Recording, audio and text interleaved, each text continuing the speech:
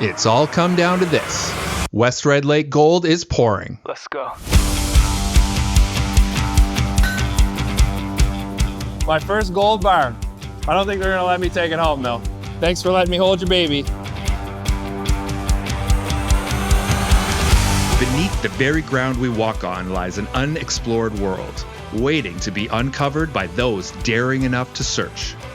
I'm Jonathan Brazo, a mechanical engineer, firefighter, avid world traveler, and rookie junior mining investor. I'll be your guide on this adventure where I'll dig deep, learn the ropes, and take you behind the scenes as we dive into the untold stories of junior mining exploration. Pack up your bags and dust off your passport. Adventure awaits. Welcome to EarthLabs Expeditions Revisit, where the journey continues and the story evolves.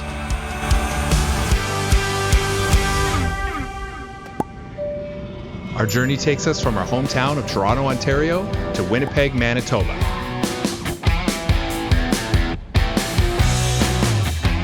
And a short hop to Red Lake. The Red Lake Airport originally opened in 1947. The modern terminal and runway were commissioned in 1993. The airport services over 200 regional flights per month. All right, here we are back in Red Lake.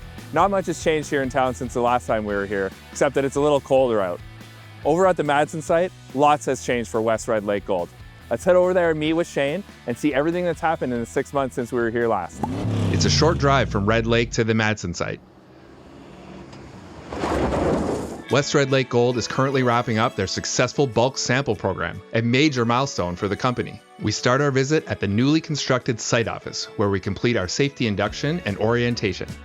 Then it's off to meet with CEO Shane Williams. Shane, so great to be back at Madsen. Well, welcome to Madsen. It's been a long time since you guys have been here, and so much has changed since then. It's only been 6 months and things look totally different on site. What have you guys been up to? So what we've done is a lot of projects in that 6 months. This is the Madsen Lodge. This is the way we've set this up. A lot of companies have built camps.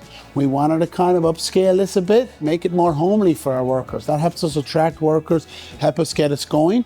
We have 115 beds here. We have lovely facilities. We have a gym. We have a rec room.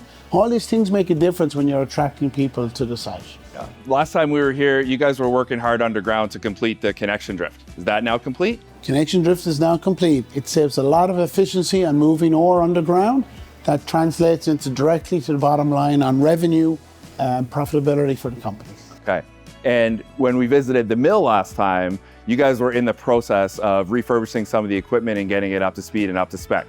That's also running now. That's the most important part of the whole process. We've got a good team in place. We hired a team. They're up and running. They're fully commissioned, and we're actually processing material. We might even let you see a gold bar, hold a gold bar today. So that's where it comes to the end of it. Other things on site that were going on last time we're here, you were working on your tailings dam, correct? Yeah, the tailings dam lift we had just started, if you remember, in the summer. That was completed on time and on budget, and it was a very successful project. It's up and running, it's commissioned now. Okay. And the mine dry? Mine dry is a facility that we can have lineup meetings. We have the mines team. It's a lot of coordination. It's a good place for the mining teams to be together, plan, get ready, do the morning lineup meeting. That's been new as well. So far, everything is going as planned, and we're actually producing gold in record gold prices. Ah, can't wait to see it. Thanks so much, Shane. Let's get out there. Let's catch up later on. All right, cheers. Safety above ground and below ground is paramount here at Madsen and at any mining operation. It's something the team take very seriously. And right behind me is the old Madsen Fire Hall. And it's now owned by West Red Lake. They use it to house special equipment and as a base for response in case of an incident.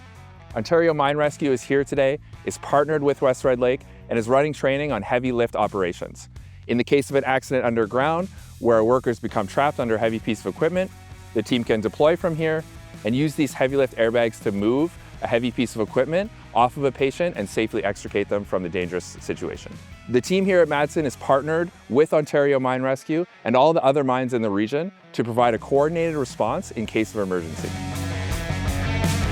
At the base of the hill on which the mill sits is the core shack. This is where the core samples are analyzed and prepped for assay. Jill Chrisman catches us up on recent exploration activities.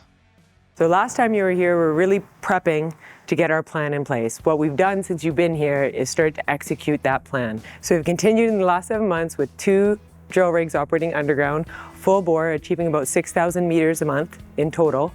We've continued our focus on definition drilling to feed the mine plan. The mine plan is completed in 2025. We're building in 2026. Our drilling is well ahead to feed the mine plan's growth. So our drilling is targeting late 2026, 2027, and some opportunities to explore around as well for some near infrastructure, near mine growth. Some of the results you've been having are just spectacular grades and widths. So what we're seeing in the recent definition drilling that's feeding those press releases that are going out to everybody is some high grades at healthy mineable widths, wider than we expected in some cases. So that's building more tonnage and ounces into our mine profile, our near-term mine profile. Bobby, thanks so much for joining us. What are we looking at here? What we're looking at is some drill core with some visible gold. So you told me last time you were here, you went underground and saw visible gold underground, which is really exciting. And now I'm pleased to show you some visible gold from our drill core from a program we just finished this week. That's amazing. So you're seeing that continuity and you're starting to be able to define the size and shape of this ore body. That's right. We're drilling in an area between 2 stopes where the model's predicting ore in between these 2 stopes and in the hanging wall, and we designed a quick program which is close to the infrastructure and will fall nicely into our near-term plan. All right, amazing. Before heading underground, we're fitted and supplied with the necessary PPE. Safety first. So here we just tag in. It's really important that there's accountability for everyone who's underground. Back in the Toyota and headed underground for the 2nd time in my life. Things look a little different underground now here at West Red Lake. Last time we were here, we were building necessary passageways to get to ore bodies. Now we've moved on, mining is active. The number of employees underground has increased to almost 150 a day, and we're pulling gold-laden ore out and getting it up into the mill, pouring gold bars. What we're gonna see today is the underground connection drift. This is a vital piece of infrastructure that West Red Lake has put in. It connects the east portal to the west portal. We're gonna head into the west portal, down to the connection drift, take it across, and come out the east portal. Access to underground via the east portal offers a host of operational benefits. Not only is the east portal larger and more modern than the west portal, it is also situated closer to the primary crusher and to the mill. With this in place, it reduces the cycle time and the driving time for trucks bringing ore from the stopes to the surface.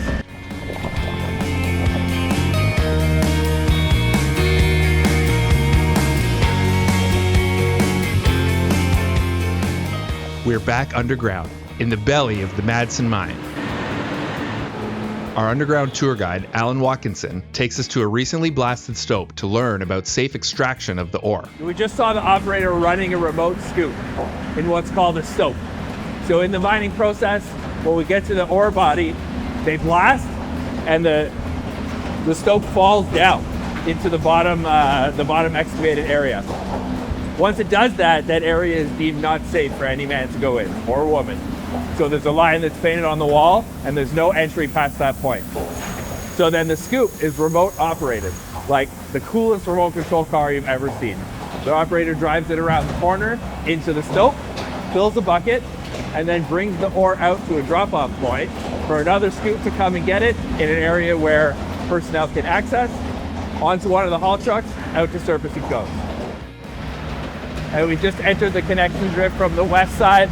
We're now heading up and east towards the east portal. There's some fresh tunnel down here. It's got that fresh tunnel smell. Okay, we're here now in the connection drift. We've been down here maybe 5 minutes. We've seen 6 or 7 trucks go by. It's a really, really busy place.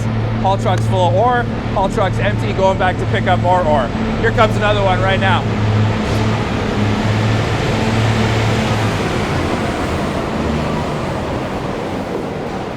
Massive effort, you know, the connection drift is just one piece of so many tunnels and so much infrastructure. Absolutely, and the amount of work, time, and dedication that the entire team put into the connection drift just blows my mind.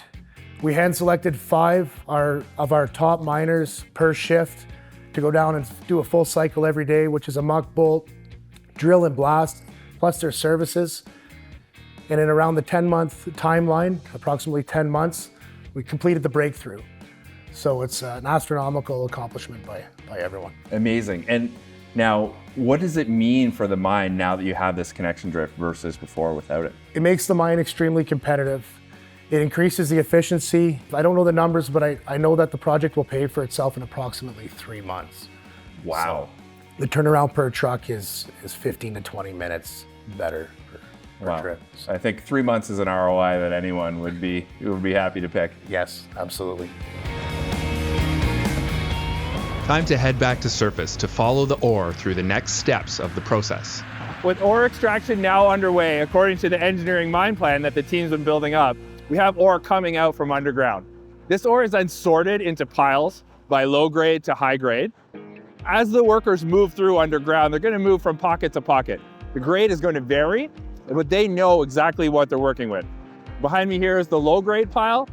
We're going to go over and see the high grade.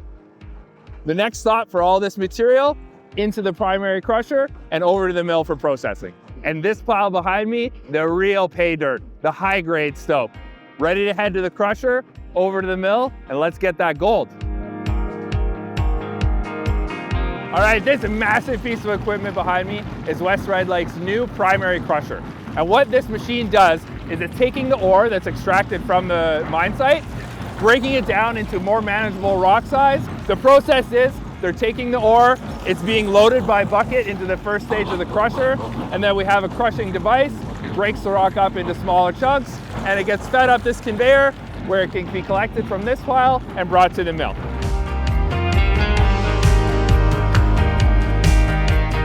As the material moves through the mill, specialized equipment separates the gold from the ore through mechanical and chemical processes. West Red Lake Gold's bulk sample program achieved an incredible 95% recovery rate, on time and on target. And we finally made it to the end of our journey from ore to pour. What I'm standing beside right here is the crucible that contains the products from the mill and all the gold from the latest round from the bulk sample program. This is an extremely rare sight, and we're going to see the actual gold pour coming up. Once this process gets started, this furnace is going to tilt out and pour the molten metal into this cascading mold system, and we're going to be left with our perfect doré bar. And finally, the culmination of our journey. It's time to pour.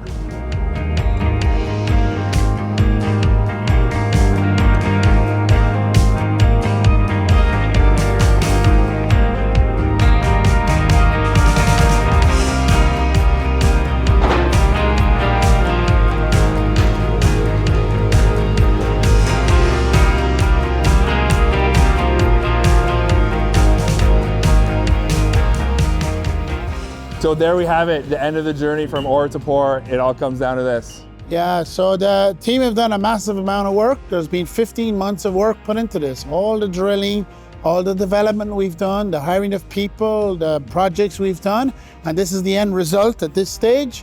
And we've lots more to do. The bulk sample, this is the end result of the bulk sample. We finish this bulk sample and straight into production in the second half of 2025. Ramp up from here. Amazing. May I? Certainly. Wow, it's heavy. Huge congratulations to you and the whole West Red Lake team. This is absolutely incredible. Excellent. Thank you very much.